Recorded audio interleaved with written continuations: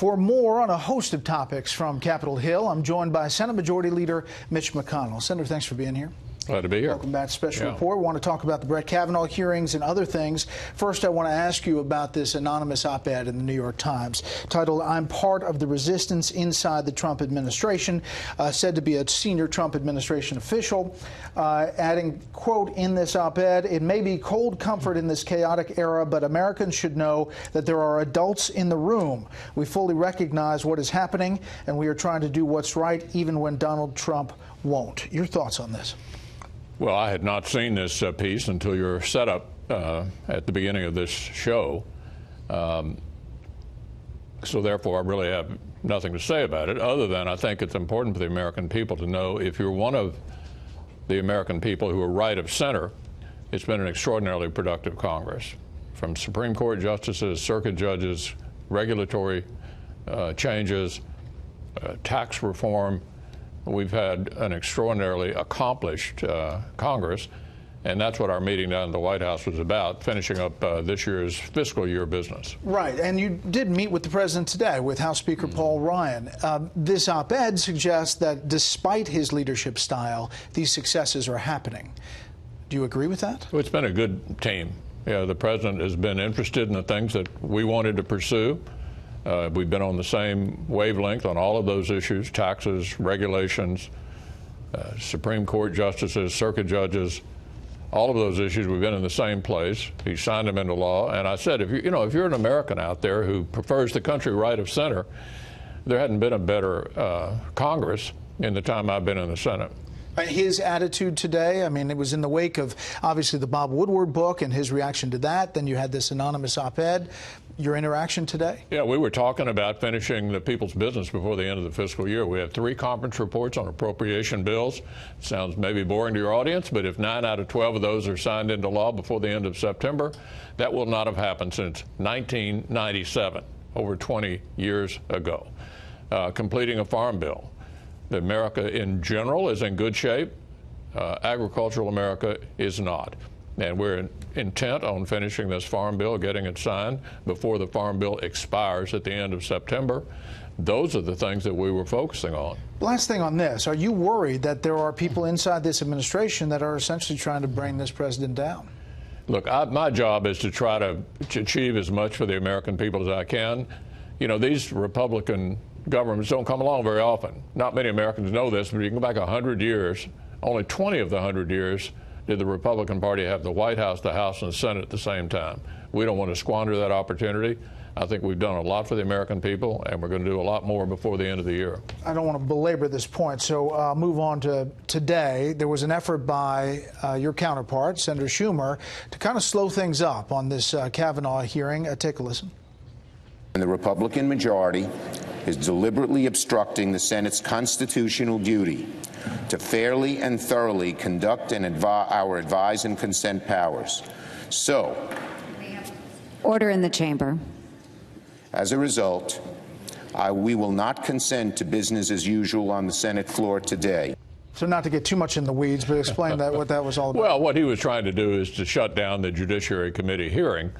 We simply adjourned the Senate to prevent him from doing that. You've seen the antics in committee. Your station has been, your network has been carrying it, all the hooting and hollering and misbehavior. Look, none of that's going to make any difference. The president has nominated an all-star. I went to law school, but I wasn't much of a lawyer. But I can recognize a great lawyer when I see one, and Brett Kavanaugh is a great lawyer. He's going to be confirmed. He's going to be confirmed before the end of September and be on the court when it starts its next session, the first Monday in October. To Senator Schumer's point, the complaint really is about the documents that have been upheld. Some came out late, 42,000. Some have fall under executive privilege from the Bush administration. Response to that complaint? Well, more paper has been produced for this nominee than any nominee in history. We have 12 years of decisions on the D.C. Circuit which are directly related to his nomination. Every one of these people screaming about getting more papers have already announced they're going to vote against him. What else do they need to know? They're already against him. So this is a smokescreen. You know, when you hear people arguing about process, you know they got nothing else. And with Brett Kavanaugh, there's really no good argument not to confirm him. You complain, though, about the Democratic tactics pushing back against Kavanaugh, but what about Merrick Garland? Mm-hmm. And wouldn't you have thrown a fit if Democrats treated a GOP nominee the way you treated Garland? Look, I was quoting Joe Biden in 1992, who said if a vacancy occurred in the middle of the presidential election, they wouldn't fill it. Democratic Senate, Republican president. Chuck Schumer and Harry Reid said 18 months before the end of the Bush years, if a vacancy occurred in the presidential year, they wouldn't fill it. I knew if the shoe was on the other foot and we had a vacancy nominating a Republican president to a Democratic Senate in the middle of a presidential election year, they wouldn't fill it. Listen, that was simply not going to happen. I said the American people ought to weigh in on this lifetime appointment, and whoever they chose, and most people at the time I made that call thought it was going to be Hillary Clinton. Whoever was being elected in the middle of that year ought to make that decision. That's what happened. The Democrats lost. You kept the Senate in session for part of August to handle spending bills at the president's request. You made the most progress, as you mentioned, on spending bills in 20-plus years. Why wouldn't the president torch this up because there's no money for a wall? I mean, is that still a possibility that this thing all comes crashing to a halt? No, the 9 bills that we're going to put on his desk before the end of September, which is the end of the fiscal year, deal with other substance, but it also 90% of the federal budget will have been approved before the end of the fiscal year. And as you pointed out, that hadn't happened since 1997.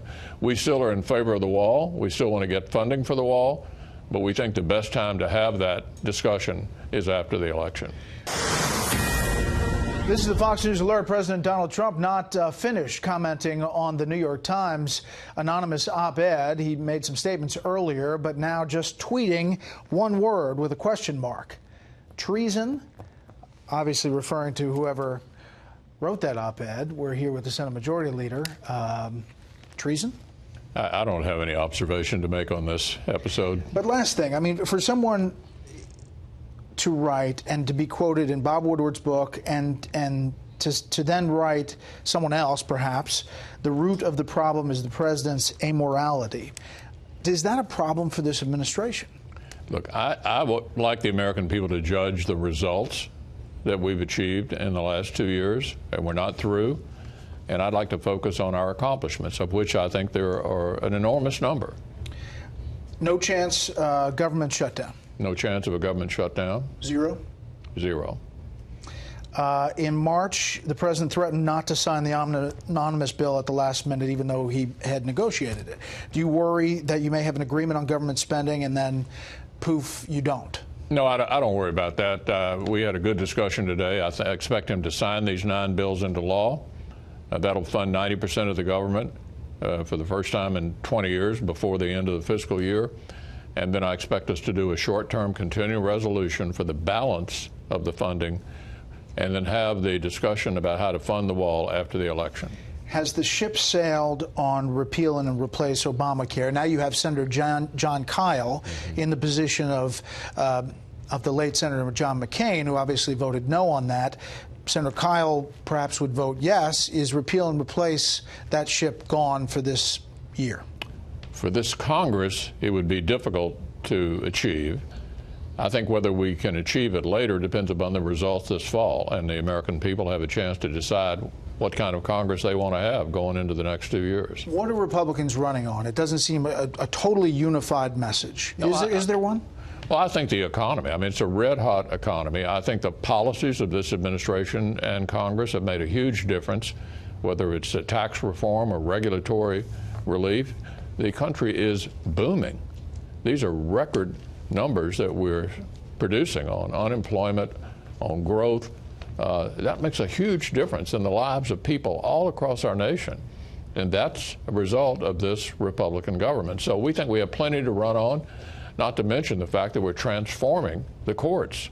2 Supreme Court justices, 26 new circuit judges, making a difference in the lives of every litigant in the country when they go to court. The president has not been shy about talking out and tweeting out about his Attorney General, Jeff Sessions, who you know very well. He's been very aggressive in recent days on that front. The vice president just today was asked about it, and he said this, quote, "I hold Jeff Sessions in the highest regard. I appreciate his service to the nation." So are you with Vice President Pence or President Trump on this? I can speak for myself. I'm a big supporter of Jeff Sessions. I think he's done a good job, and I hope he stays right where he is. You think he will? We'll find out. We just finished the memorial services, obviously, for John McCain. Tell us about your last conversation with Senator McCain and your emotions as this week came to an end, this past week. I went out to see him in May, and we had an opportunity to relive old battles. We were on the opposite side of many, many issues, and then on the same side of others. And I was pleased that I had a chance to say goodbye. John loved a good fight, and I did too. And we had a pretty big one that went on for 10 years and ended up in the Supreme Court. We expressed our love for each other. That's campaign finance, obviously. Yeah. Love for each other, and it was a perfect way to say goodbye. So wrapping this up, spending farm bill, opioid abuse prevention, FAA reauthorization? Opioids, I think we're very close to having another strong bipartisan opioid bill. We'll get FAA reauthorized. Again, it's a steady stream of accomplishments in this Congress. Senator, we'll continue to follow. We appreciate your time. Thanks.